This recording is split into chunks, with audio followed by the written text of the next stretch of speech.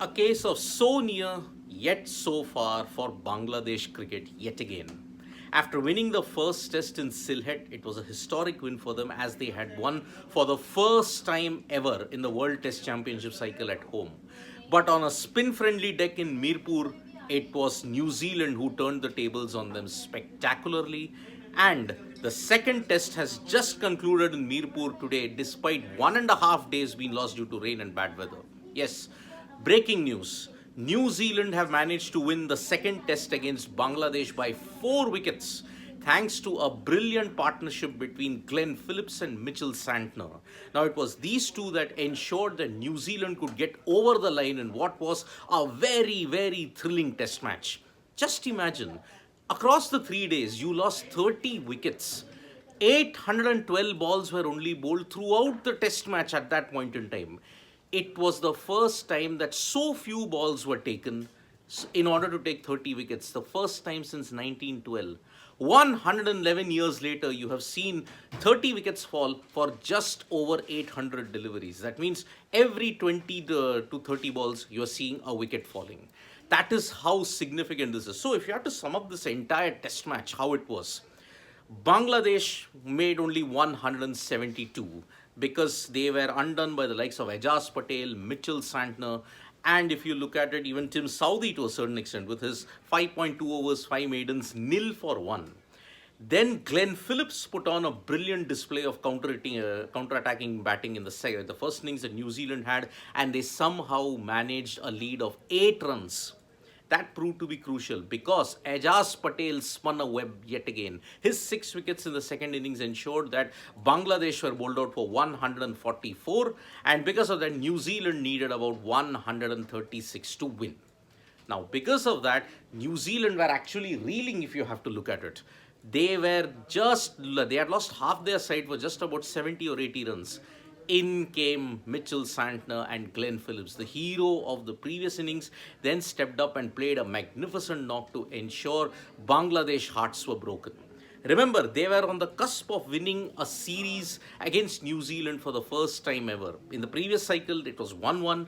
Here, they had a chance to do it in their own home conditions, but New Zealand have managed to ensure that they draw the series 1-1 and end their sojourn on a big, big high. So, New Zealand winning this match has gotten big complications even for the World Test Championship also. Because remember, normally if you do well in Asia, like how they did in the previous World Test Championship cycle, New Zealand do stand a bit of a chance. But here, having won comprehensively the second test with 12 points now in their kitty, the damage now has been limited after the first game loss that was there.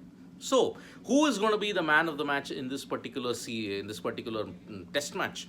I would say Glenn Phillips because his counter-attacking 87 ensured New Zealand at least got a lead, and he also took 3 wickets plus this very, very important knock that he played in the second innings along with Mitchell Santner. Maybe it could be Ajaz Patel for taking 9 wickets in the entire match. So, if you look at how this series has panned out, it has been a very topsy-turvy encounter. In Sylhet, it was Bangladesh that managed to ensure that they got their win over New Zealand. That was historic because it was the first time they won at home in the World Test Championship ever. They didn't win it in 2019-21. They didn't win it in 21-23. Now they have won it in the 23-25 cycle.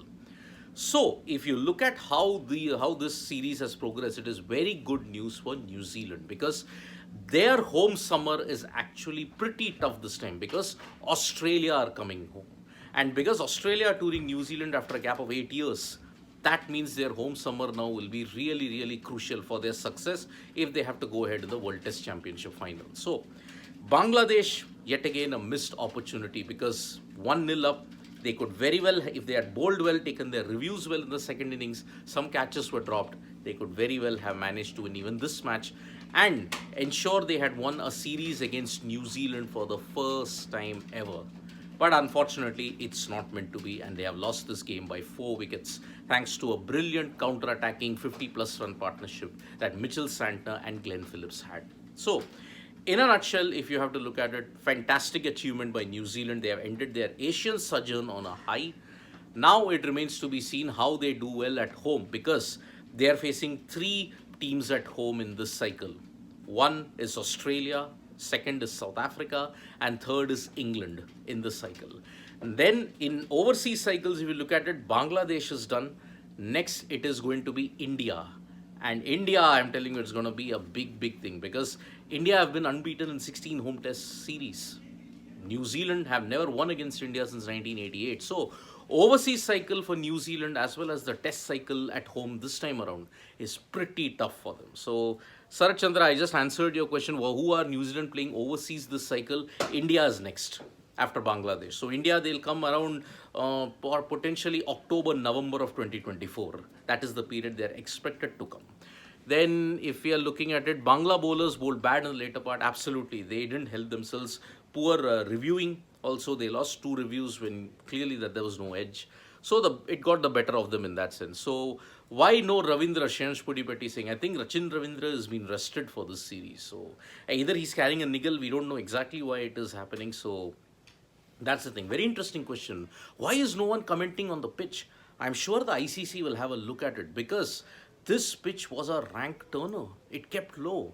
And because of all of this, I would not be surprised if the ICC comes down pretty hard on this pitch. So that is why it's a very bad pitch. I mean, the way how the spinners were getting turned right from day one, the ICC will really have to look into it. There was excess turn throughout the entire test match. And that's why if they don't give it a poor rating or a very below average rating, I won't be surprised. But if they don't give it, that'll be a big, big surprise. So that's the way we are looking at it. Congratulations to New Zealand, 4-wicket win.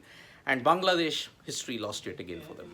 Thank you so much, folks, for joining us for this live. We'll be back with more updates. I'll be back with a special video on how this win impacts the World Test Championship cycle also. I'll come back also with who are the teams playing, the key teams, what is their schedule in the coming year, 2024.